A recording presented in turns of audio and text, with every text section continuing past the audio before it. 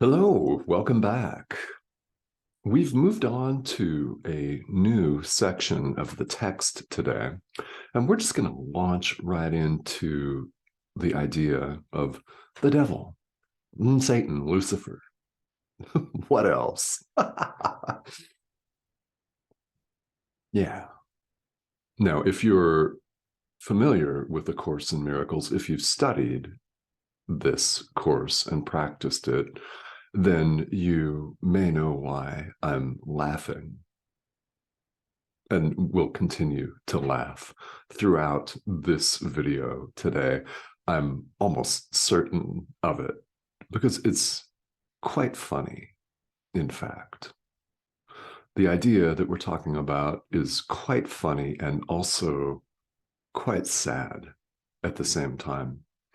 And on the path, it can be very, very revealing.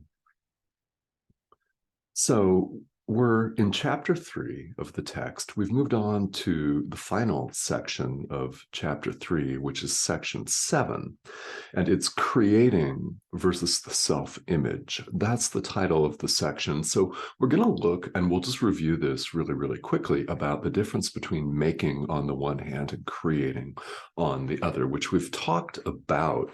But if you're just joining us, making is what we do with the ego. We make things up. Creating is our natural state. God created us. We create in the same fashion. So making is of the ego. Creating is with God. And that's a fundamental difference that this course talks about quite a lot. So when it comes to the course-specific terminology, that's what we're talking about, making versus creating. And here in the world where we make, we've made things up. We make up all kinds of concepts, don't we? I mean, really, we invent things, we make them up. We make up novels and TV shows and movies. They're made up. The idea of money is made up because your bank account is just a number. Where's the actual money, right? It's an idea. That's an idea. Political boundaries are an idea. They're a bunch of lines that people drew on this thing called a map and said, here, this is our territory. I'm defining it. Now we're going to defend it. Yeah, that's an idea that's made up. You want to know what else is an idea that's made up? That too. So the point here in drawing this distinction is that both of these, making or creating, both of them are powerful foundations for an entire thought system. They're both powerful foundations for a thought system. This course that aims to help us clarify our perception is a thought system. Spiritual practice, no matter what form it may take, can be this course or something else. Naturally, of course it can. There are many doors. Each is a thought system. We're invited to choose among exactly two thought systems. One is of the ego, the other is the Holy Spirit. One's real, one's not. That's the choice that we have in the present moment, every moment.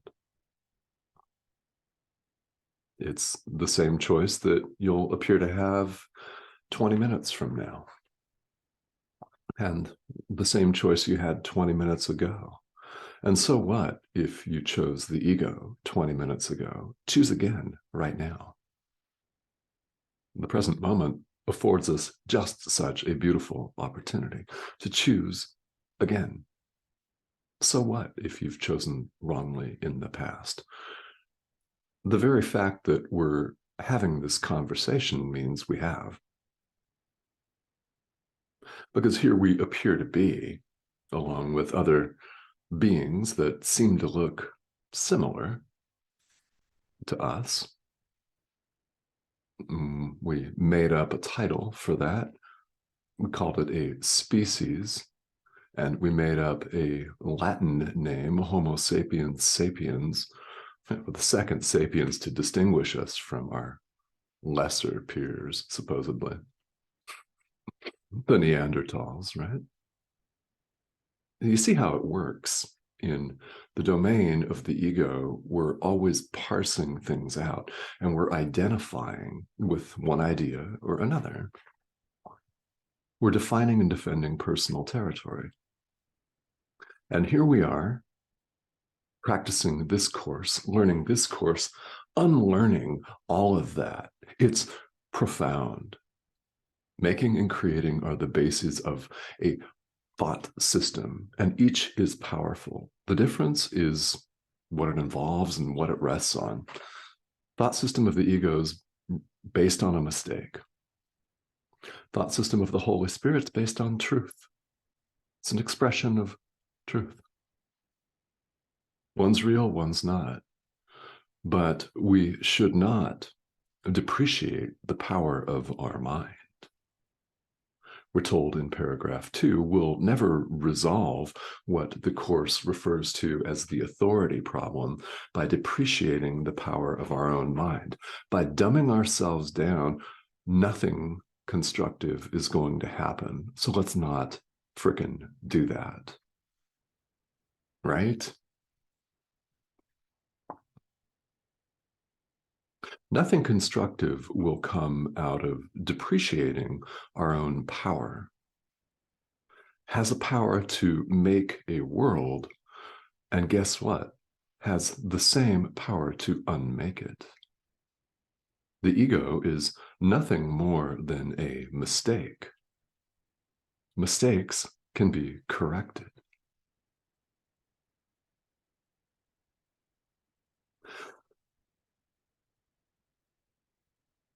Now, you may or may not come away from this discussion with a greater appreciation of your own power, but I hope that you do. And I hope that in time, especially as you continue to study A Course in Miracles, I hope that you come to really appreciate how powerful you really are. So let's spend the rest of the time talking about Lucifer, the devil, Satan. Yeah, let's spend the rest of our time talking about that idea. Get an idea of how powerful you are, because we've made this up. First of all, God is, only God is, nothing else is real. So if only God is, how can God possibly have an opponent? That's not possible. Therefore, God has no powerful opposition. It's an idea that we've made up. And we scare the living shit out of ourselves with this idea, don't we? We really do.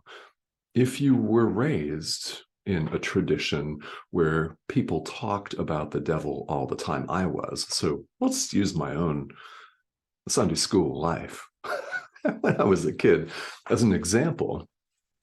I mean, people really did think that 80% of the world was going to go straight to hell after they died because they didn't go to a particular type of building. And they thought that the devil was real, like a real little thing that sat on your shoulder, tempting you. Yeah, tempting you to steal a candy bar from the store, or to say something nasty to your neighbor, or to have sex before you were ready, right? And if you were ready, they were tempting you to have more of it, and raid the liquor cabinet at your grandparents' house, and all of that stuff. That temptation. Lucifer, the devil. And why the devil's depicted as red with horns and goat hooves and a pitchfork with a tail and all that, I don't really know. Who knows? But it's an idea that scares people, and it's frankly used to scare people. It's not real.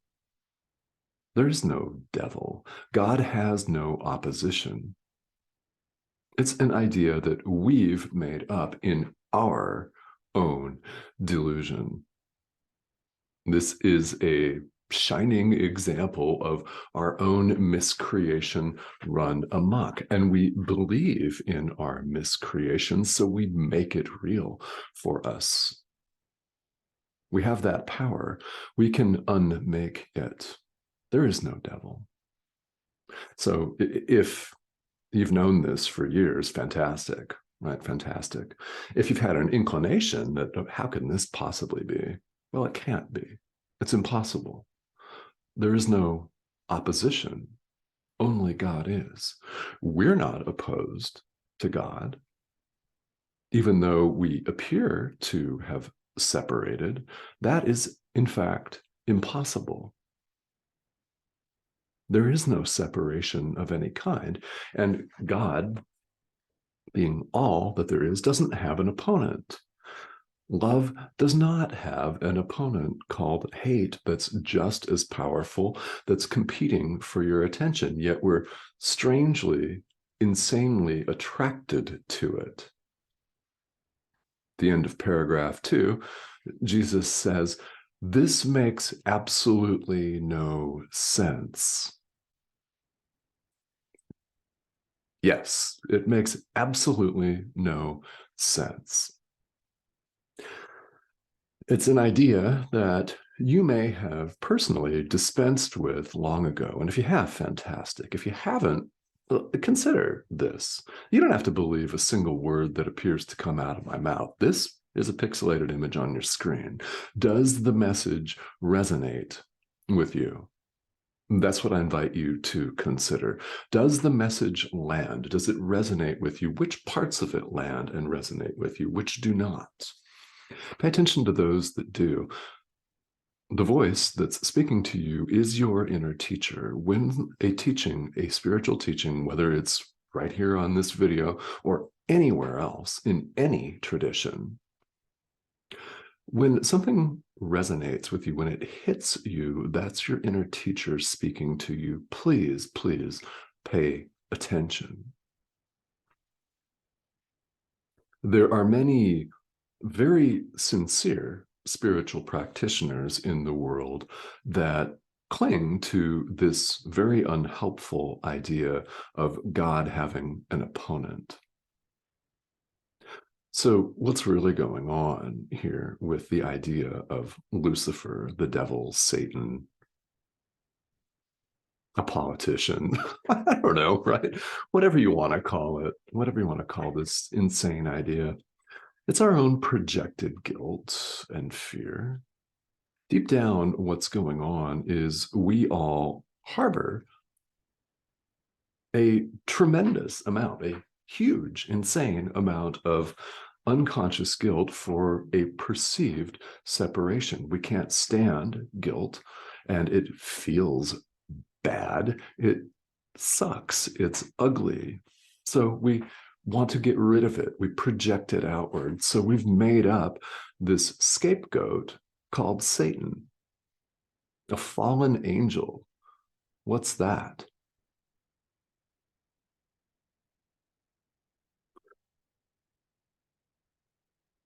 It's our own projected guilt and fear. So what do we do with our own projected guilt and fear? Recognize it, forgive it. It's a dream. Forgive yourself for dreaming it and release it to your inner teacher. There's never been any separation, and there is no separation of any kind. God does not have an opponent at all, much less one that is just as powerful as he is, who attracts people with shiny objects. I mean, the devil's often depicted wearing the best suit, isn't he? Or, if you see the devil as female, the sexiest cocktail dress. I mean, it makes absolutely no sense that we're so attracted to this idea, right? So take this for what it's worth to you, and if it applies to you, which it does, but take what resonates. Because we're talking about truth itself. God is, and there is no separation of any kind. We're not taught this growing up, are we? So it's very, very important. It's very important to repeat this idea again and again and again and again and again and again and again. There's no devil, and no one's coming to get you. Yeah, you're going to be tempted to see yourself as a body. And yes, your neighbor, your brother, is going to piss you off today. Count on it, right? When you notice yourself being carried away, judging, blaming, simply bring your awareness back to the present moment and forgive whatever it is that causes you the discomfort, because it only appears to cause you the discomfort. It's our dream. It's all going on in our mind. And yes, you're that powerful. Yes, you are. Having made all this up, you can unmake it. And I invite you to do it starting today, right now. Yes, that would be very cool of you to do. Right. So again, take what applies here. Your comments and questions are more than welcome. Here's the subscription button right here. That's the red arrow. And if you've not subscribed, please feel welcome to do that. I'd love to have you here. And thank you for all of the comments and questions that you've sent so far. In the link to this video, I'll include the link to my Patreon page, where I'll be starting a live stream on the 11th of February. We'll have more time for live Q&A, get deeper into some of the foundational ideas of A Course in Miracles. These videos will continue. Now, for the next 4 days, my wife, Cindy, and I are going to be on the road. We're going to be traveling. So these videos will resume on Tuesday, the 7th of February. So we'll take a few days off, a long weekend. We're headed out to the beach in California because it's over Cindy's birthday. So I will see you all next week. Please feel welcome to comment and question here. I will be able to check the comments and questions, and I'll get back to you. So thank you so much, as always, for your practice. I'll talk to you soon.